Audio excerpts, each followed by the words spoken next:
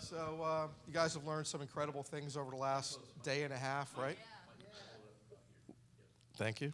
Thank you. Need some tips on how to drive your business, how to get more customers. Hard to follow up Matt, right, with the email campaigns and everything he's doing. So incredible, some incredible stuff. But at the end of the day, it's all about getting money in the door, right? I think I should have probably got the other mic. I'm going to talk a little bit about just the challenges to do with payment processing. I'm going to take the group down a little bit. So sorry about taking down the creativity and everything in terms of driving the growth of your business. But payments is something that very few people think about. But at the end of the day, all the great things you guys are doing to drive new prospects, drive new customers, it's all about getting money in the door. And as business owners, there's a few things that we all want, right? We want to get paid. We want to get paid on time, and want to get paid for as low cost as possible, right? So that's one of the things we really don't think about. One of the other things that we all face as business owners, depending on what kind of business you have, you're facing various degrees of risk from the banks. So how many of you guys have a brick and mortar? Nobody, right? Do you? Okay, a couple brick and mortar operations. So that's pretty easy, straightforward. You can get payment processing without a problem. Rest probably online sales, selling hard goods, software, services, whole nother level of risk. Depending on how that business grows and scales over time, that's another level of risk. If you happen to be in things like CBD, cannabis maybe, you get into some online gaming, things like that, even more risk associated with your payment processing. So there's all kinds of things that can happen to you that could shut your payments down, right? So driving new revenue, getting hundreds of thousands of dollars in the door, but if you can't get access to that money or it's held for any length of time, that's a problem.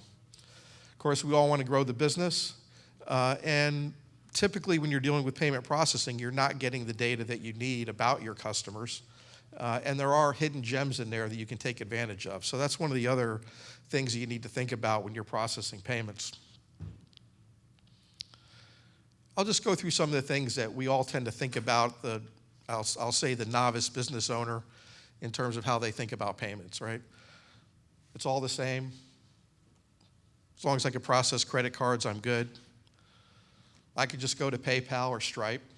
And so I'm sure probably most of you that have started a business, especially online, started with Stripe or PayPal, maybe still use Stripe or PayPal. It's the easiest way to get started. You start a business, you can be up and running probably in a few hours. You get that little token back from them and you're good to go. So it all seems easy on the surface. It just works, never had a problem. Not really sure how much I pay, but maybe I don't care. I'm making pretty good money and not really looking at the costs associated with the payment processing. And I assume as I grow, I'll be fine. That's probably the biggest misnomer in terms of what you're doing with your payment processing today. And of course, Stripe or PayPal, they would never shut me down. I'm a good customer and everything's just going to be fine. No worries at all.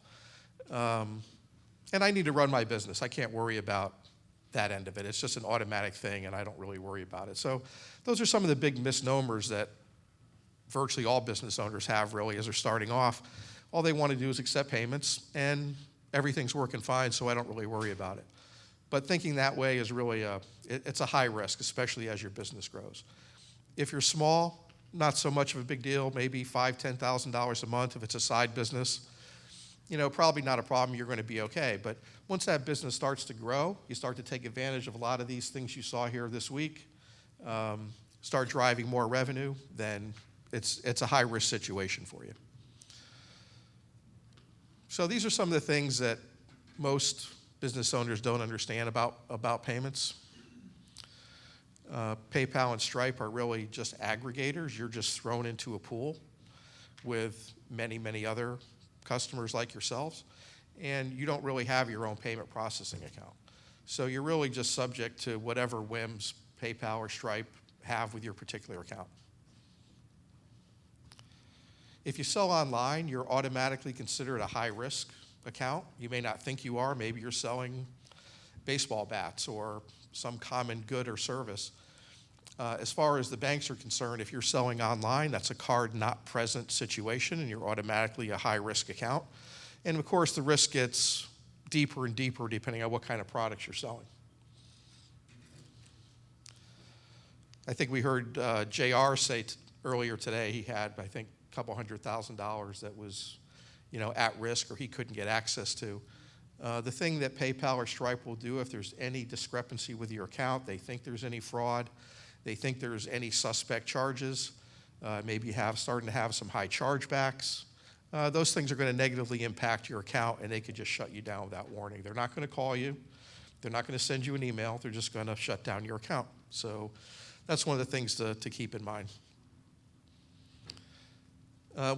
If you do have a normal merchant services account like you would if you had a brick and mortar location, have you ever tried to look at the details of your credit card charges? Have you ever tried to make sense of it? You really don't know what you're charging or what they're charging you for payment processing. And honestly, it's intentionally made that way. It's charges on top of charges, interchange, bank fees, per transaction charges. If you ever went back to your merchant service rep, tried to sort through all that, they're not going to be able to give you a good answer either. So as you start having different card types, having some higher risk on your account, you're going to find that those charges are increasing. You're really not going to ever know why, and you're just going to have to deal with it. So there is a better way. If you're dealing with a Stripe or a PayPal, it's worth taking the extra step to get your own merchant services account if you're an online business. If you're dealing with different levels of risk, maybe you're selling software services.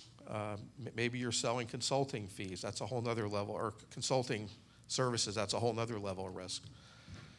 As I said, if you're dealing with things like CBD or vape or cannabis, that's a whole nother level of risk that most banks won't touch, but there is a bank network that will, and you have to be working with the right payment processor to have access to those different banks that can process that type of account for you.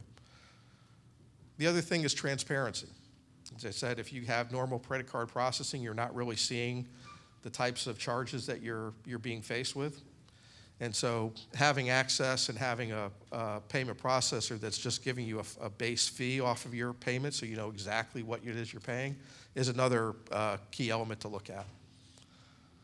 And really understanding having a partner that understands the type of account you are, the type of banks you need to deal with to process your account is really another big advantage. So I'm going to be here for the next day or so.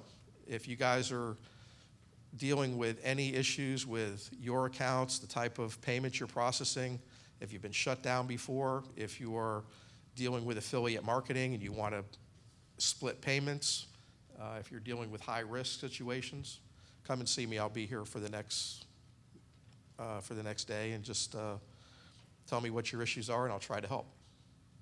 Great. Thank you.